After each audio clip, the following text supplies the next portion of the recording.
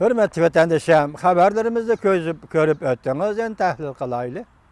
Ve şunu da okşalımız ki, ve bunu sizlerge hoş haber kılıp eğitimiz ki. Çünkü sizden bizden takdirimiz okşaş. Hemimiz köçmen adam. Meyli Germaniyada bulun, meyli Kanada, meyli Avustralya'da bulun, meyli Amerika biz köçmen adam. Şunu biz köprek cevapkar bulumuz. Lekin kamlaştırıp hiç kandak birisi bir sual koyalmayız.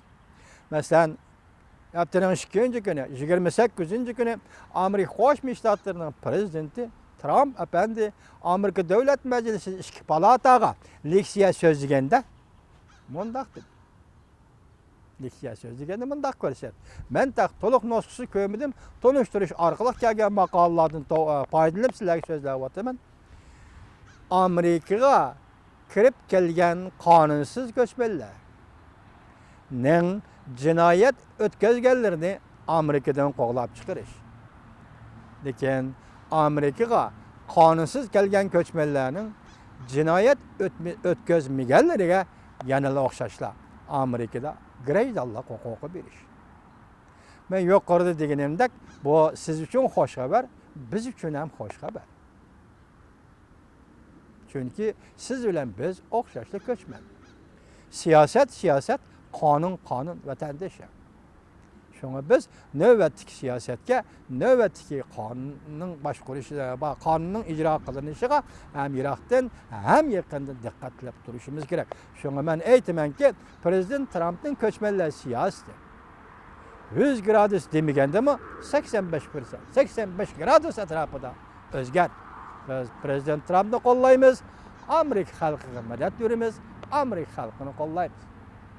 Endilikte biz asası tema, asası mesele köçeyle biz 27. günde 28. günü Cumhuriyet Halk Cumhuriyeti Devlet Mahkemesi'nin devlet azası Yangceci Efendi'nin diplomat Yangceci Efendi'nin Amerika'nı 27-28. gün 2 kez ziyaret kıldığı doğrusu yukarıda haber verdi. Benim hazır karışımcı bu ziyaret neticelik bulmadı. Hatta közlegen maqsadga yetelmedi degan maqolalar e'lon qilindi. Zarur topilsa, vaqt to'g'ri kelsa biz sizlarga so'zlab berishimiz mumkin. Natijaga yetelmedi. Demak, Prezident Trump hozir 5 minutda ko'rishdi dedi. 10 minut ko'rishdi degan xabarmi keyin yetib keldi. Qancha minut ko'rishganligidan qat'iy nazar, demak, bu yerda bir sirliq munosabat. Siz biz bilmaydigan, siz biz tushunmaydigan Amerika Jungo o'rtasida bir sirliq munosabatdan ketayotganligini ko'rib olamiz. Demek telefonda sözleşken vaqtida aynı vaqtda Aqsaray bayonot e'lon qilib nima degan edi? Jungoliklar talab qildi. Biz talab bo'yicha bir jungo siyosatidan voz kechdik. Yoki jungoliklar da'vatgan bir jungo siyosatida chiqib turadigan bo'ldik dedi. Undaqda jungo buning uchun qanday badal to'ladi? Bu tarafını siz, ben bilmeymen ama his qilishga bo'ladiki, sezgimiz ve tuyg'ularimiz bizga aytib beryapti ki, Jungo hozir garchi Amerika Qo'shma Shtatlari yangi hukumati Prezident Trumpning oldida ma masalaga men mandaq ma'qul deb javob beraman degan gap o'ttirg'i chiqmagan bo'lsa-mi, demagan bo'lsa-mi, lekin Xitoy hukumatining shundoq bir masalaga javob berish uchun tayyorlik qilayotganligini ko'rib turibdi, hurmatli vatandosh. Mesela sizler görüp ettiler. Hazır Amerika Qo'shma Shtatlari hukumatining Hindistondagi bosh elchixonasi Tibet ayollar futbol komandasining Amerikaga kelishiga viza bermedi degan so'z nima sababdan shunday bo'ladiganligini o'ylanib beqishingiz mumkinmi, hurmatli vatandoshlar? Tibet meselesi Amerika Jungo o'rtasida sezgi mesele. Belki bugün siz bir şunu qayd qilamizki, bugün futbol komandasiga viza bermaslikmi sezgür mesele ichidagi sezgür mesele. Kendiniz hürmetli vatandaşım, 2. ayının 14. günden başlap, yoki 1. ayda Cumhuriyet Halk Cumhuriyeti Siyasi Kengeşinin başlığı 7 daimi heyetinin birisi, daimi azanın birisi olan Yücünşün Şinjan'a bad. 2. ayının 14. günden başlap Goma vakası, Goma'da yüzbege vakadege vaka başlapla ta ki bugün güçe hazır Şinjan rayını. Yani sizin bizim telemizdeki Şarkı Türkistan'da, Mustam'daki bu vatanda harbiy ishlar, bronmut, tanklar, harbiy safarbarlik nima dedi? Hatta urush holati kirdi. Şunda bo'lib ketdi, hurmatli vatandoshim. Endi biz Jungo bilan Amerika munosabatida boshida noziklik kelyapti, bir sirliq munosabat kelyapti dedik. Amerika Jungo munosabati hozirgi tilga ilinayotgan hozirgi masala Janubiy dengiz masalasi. 18 Amerika'nın ikki dona avtomatik Janubiy dengizga 12 mil atrofiga Jungo chegarasiga yetib keldi. Jungo bir ikki qatim bayonot e'lon qilib qo'yiblar, jimib ketdi. Demak, Janubiy dengiz masalasi shu holda esilib qoldi. İkinci, Amerika bilan Jungo o'rtasidagi ikkinchi bir munosabat savdo tijorat masalasi. Prezident Trump Jungo pulni kontrol qilishda chempion davlat dedi. Lekin bu to'g'rida Amerika Qo'shma Shtatlarining bir siyosat belgilaganligini ko'rdi. Demak, bu masala hozir esilib qoldi. Endi kelaylikka prezident nima Amerika Qo'shma Shtatlari Jungo o'rtasidagi shuncha masala eng nozik masala. Siz bizga nisbatan aytganda oddiy ko'rindi. Chunki biz oddiy jumla, oddiy gaplar atrofida faoliyat qilamiz, hurmatli vatandoshim. Bir Jungo masalasi ikki davlat o'rtasidagi masala bo'lganda, xoddalik Uyg'urlarning maqol tamsilidagi mushukni ko'tarsang kigizni ko'tarib qo'pidi degandek, bir Jungo masalasidan qamollab ko'tarib qo'padigan o'rni intayin zo'r masala. Intayin sezgur, intayin nozik masala. Jungo Amerika o'rtasida nozik masalasi. Prezident Trump dastlabda 12 ayning 10-kuni nima dedi? Bir Jungo siyosatini gumon qilamiz dedi. Keyin anda buningda voz ketdi. Jungolikdan talabi bo'yicha buningda voz kechdik dedi. Demak, Jungolik Amerika Qo'shma Shtat nima to'g'rida, qaysi masala to'g'rida, qachon ijro qilish to'g'rida, qanday va'da berdi? Buni siz bilan biz bilmaymiz. Hozir sen Sperning so'zini oxiri aytdik. Prezident buning bir nimaga erishdimi desa, bayonotchi Aqsaroyning bayonotchisi sen Sper nima dedi? Prezident buning erishdi. Erishgan narsa nima ekanligini siz bilan biz bilmaymiz. Lekin shunga diqqat qilingki, hozir Tibetda diniy masala bo'yicha Sechivanda qaysi bir rayondan diniy muxlislarni qo'g'lab chiqadi. Hozir Xinjiang rayoni, Sharqiy Turkistonda, To'qqizaqda yoki Xotanda, Qashqarda hamma yerda masjidlarni chaqyotdi. Men o'ylayman, hurmatli vatandoshim, balki bu ya xatodir, ya to'g'ridir, bilgichi Alloh deyli. Men o'ylaymanki, hozir Xitoy Tibet bilan Uyg'uriston, Xinjiang mustamlika rayonida eng oxirgi buzg'unchilikni qilyapti kerak deb o'ylayman. Bilgichi Alloh. Men berayotgan sezgilar mana shu. Hozir vaziyat mana shu kelyapti, shunday taraqqiy qilyapti. Endi prezident Trump hukumatiga bizdan qo'ydigan talabimiz va umidimiz shuki, prezident Trump davrida vazifa o'tagan mezgilda biz Tibet masalasi va Xinjiang masalasidan hal bo'lib ketishini, o'zil kesil hal bo'lib ketishini umid qilamiz. Bu ish bak uzun so'zilib ketdi. Mayli Uyg'urlar uchun, mayli Tibetlar uchun bu 70 yilga taqab keldi. Dalay Lama'ning faoliyati 50 yildan oshdi.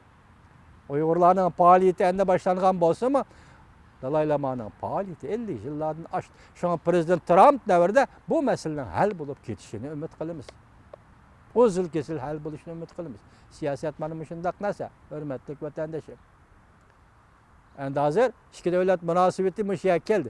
Endi prezident Trump bilan rais Xi Jinping qachon ko'rishdi degan masalaga Yang Jiechi bu vaqtda bekitanmi deydi. Lekin Amerika ovoz radiosi nima deb xabar e'lon qildi? Yang Jiechi Amerika Qo'shma Shtatlariga kelib, Amerika Jungo munosabatining muqomini belgiladi. Bu haddidan oshgan manmanlik apandilar. Radio Amerika Qo'shma Shtatlarining radiosi sen maqolani bu darajada e'lon qilsang, mavzuni bu darajada qo'ydigan bo'lsang, bu mas'uliyatsizlik. Chunki Amerika bilan Jungo o'rtasidagi munosabatning muqomini belgilaydigan Jungo emas. Bu maqomni azaldan boshlab Amerika Qo'shma Shtatlari belgilab kelyapti. Sen bunda mavzu qo'yish orqali jamoat fikr tayyorlayman desangmi, jamoat fikr tayyorlay olmaysiz. Shunga biz bugun shunday o'ylaymizki, yo'ldoshlar, vatandoshlar, biz nima deymiz? Vatanimiz, doirimiz mustamlika Xitoyga shunday bo'ldi.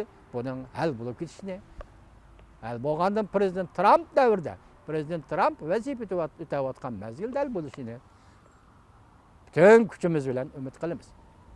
Ana usiga hozirgichilik Uyg'urlar ichida takabburisi o'tirg'i chiqib, yuraklik oldi Xinjiang mustaqilligi degan gapni eg'izga olib baqqani yo'q.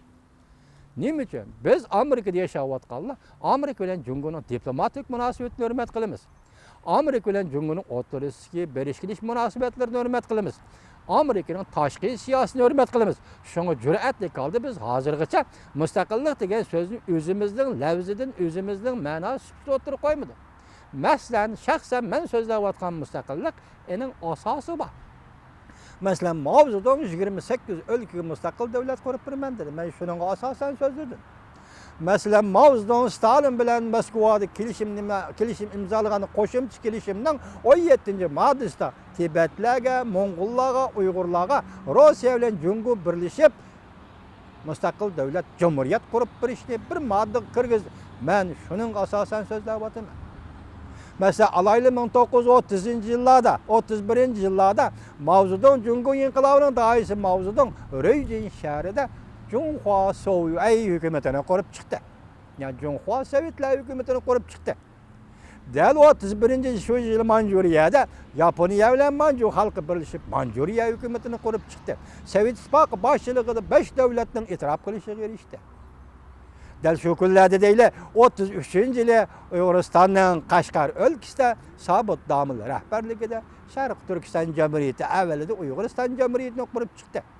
Ondan birini hesaplaganda 1911 yılında Jungo'da Junhuamingo hükümet degan hükümet var. Demek 1910 yılında 1930 yıl bo'lgan 20 yıl içinde Jungo'ga alakadar bu zamanda yakın müstemlik alakadar bu zamanda 4 devlet kuruldu degan gap.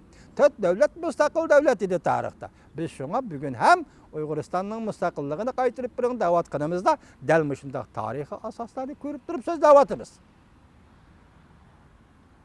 Enlikte bugün kelgan vaqtida Reis Xi Jinping bu tarixni aytib yaxshi bilasiz. Jungo'ning davlat mahkamasi bu arxiv saqlanıqlik, şu arxiv saqlanıqlik bo'yicha siz arxivni ochsiz.